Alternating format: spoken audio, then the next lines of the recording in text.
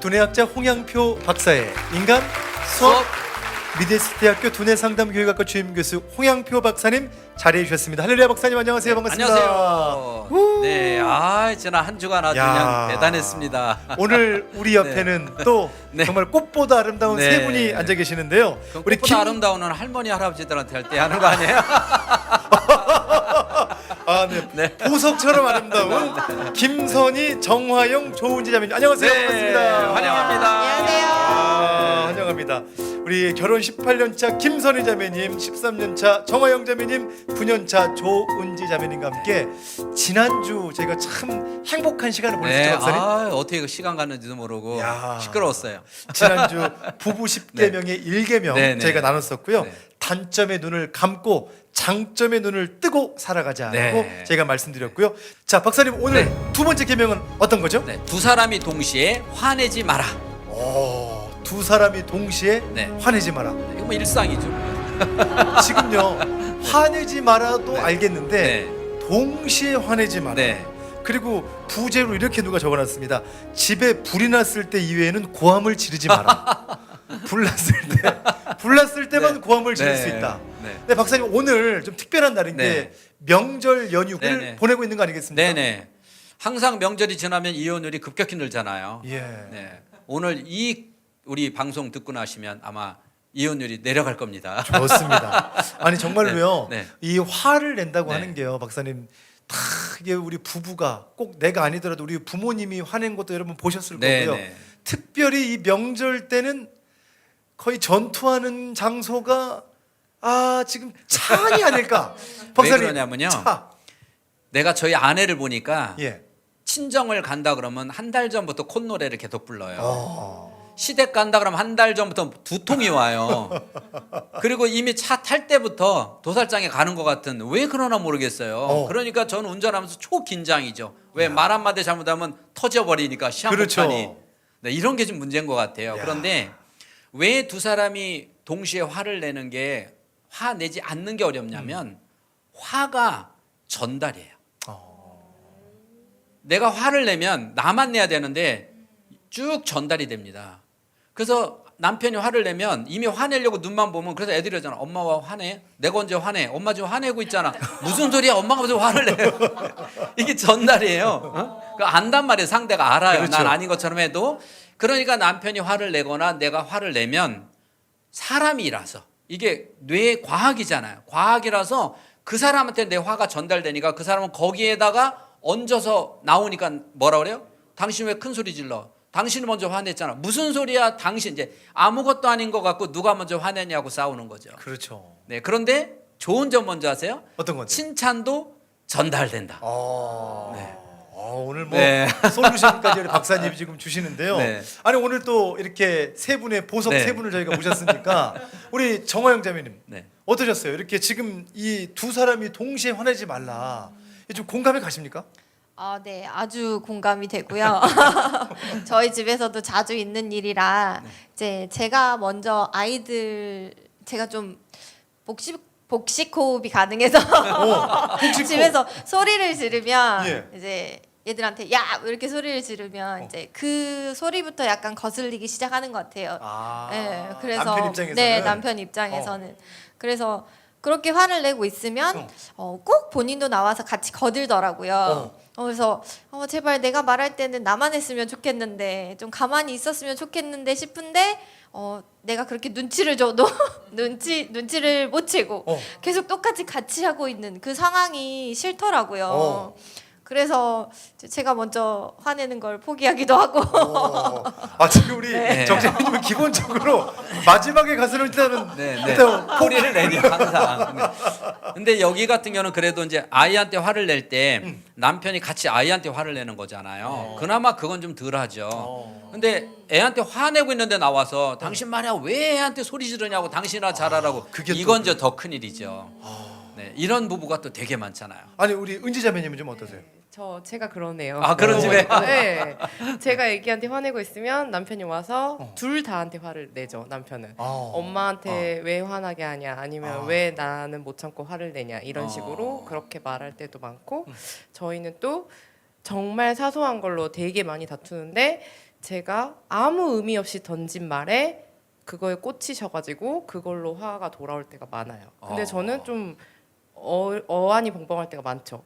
내가 뭐 잘못했나? 왜 이 말이 기분이 나쁘지? 이런 느낌으로 네, 당한 느낌이 들 때가 많아요. 그게 보통 우리가 트라우마라고 그러거든요. 나는 여기가 종기가 있는데 남편은 없어. 그 남편을 건드렸더니 괜찮 남편을 건드리면 나는 그래. 그럼 남편이 뭐라고 그랬어요? 엄살도 되게 심하네.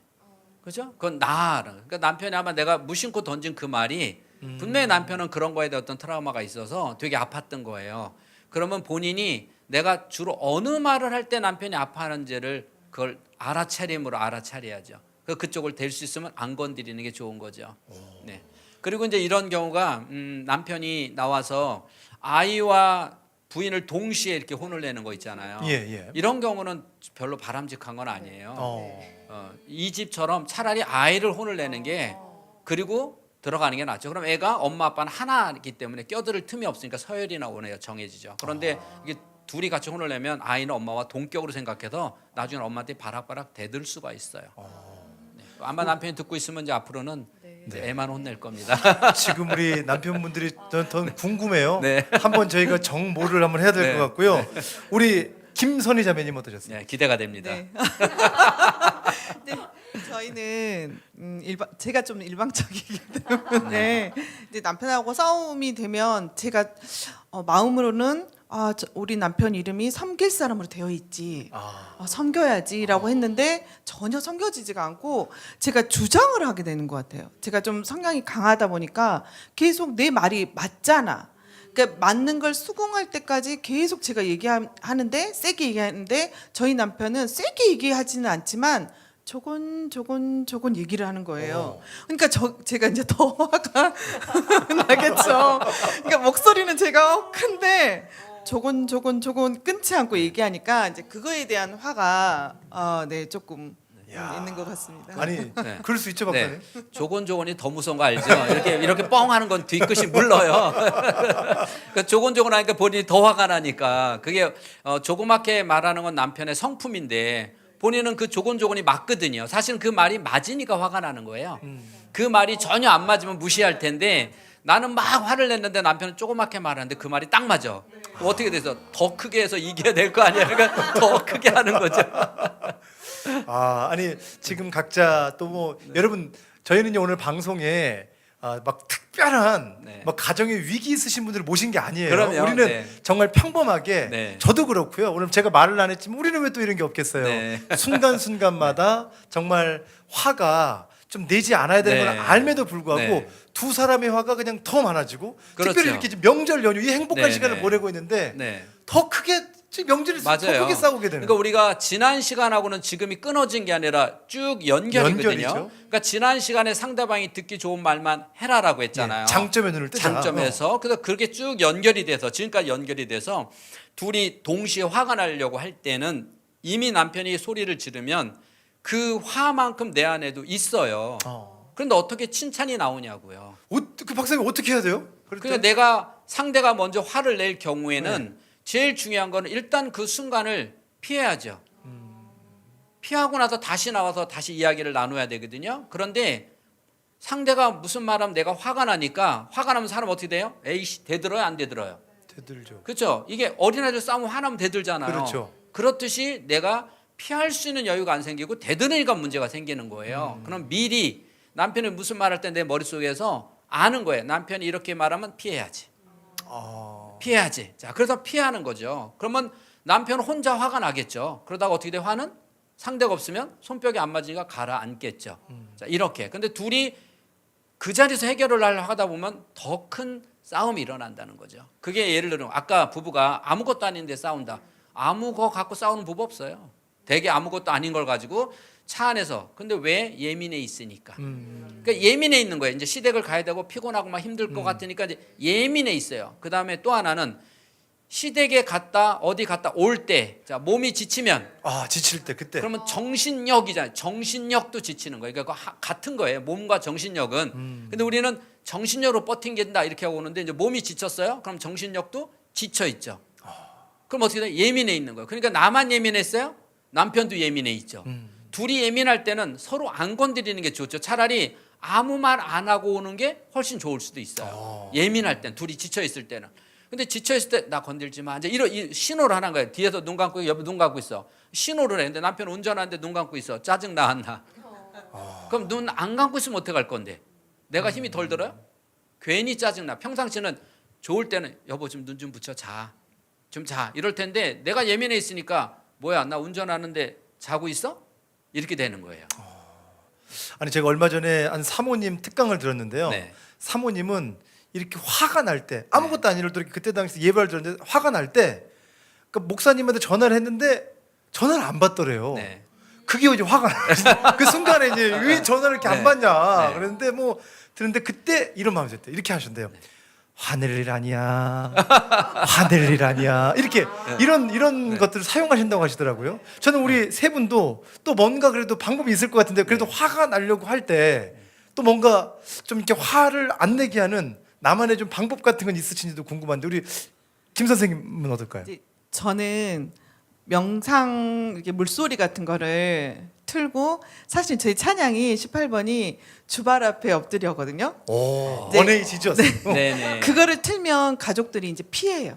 야, 이거 피한다. 박사님, 이거야말로 지금 야. 이 찬양을 틀면 피해라. 진리네. 네. 야. 그 곡을 제가 지금. 좀 소화가 오. 될 때까지 듣거든요. 그 한 곡만 네. 소화가 될 때까지 가장 큰 볼륨으로 네. 눈을 감고 그 안에만 들어가 있어요. 야. 누가 불러도 대답하지 않고 그 자리 앉은 자리. 앉은 튼 자리에 앉아서 네. 절대 움직이지 않아요. 남편이 화를 내거나 아이들이 뭐라고 해도 흔들리지 네. 않고 네. 저기 거기에만 집중해서 나 혼자 시간 가지니까 이제 가족들이 그 음악 나왔어 이러면서 좋시네. 네, 어, 슈퍼 야. 갔다 오고 나가 버리더라고요. 네. 네, 이렇게 해결하고 저는 있습니다. 공감이 되는데요. 네. 이야, 대단하시다. 대단하십니다. 아니 이건 정말 지금 극동방송 가족들이 유레카 그래 이런 방법이 있었구나. 제일 크게. 야, 우리 은지 자매님은 좀 어떤 상황이세요?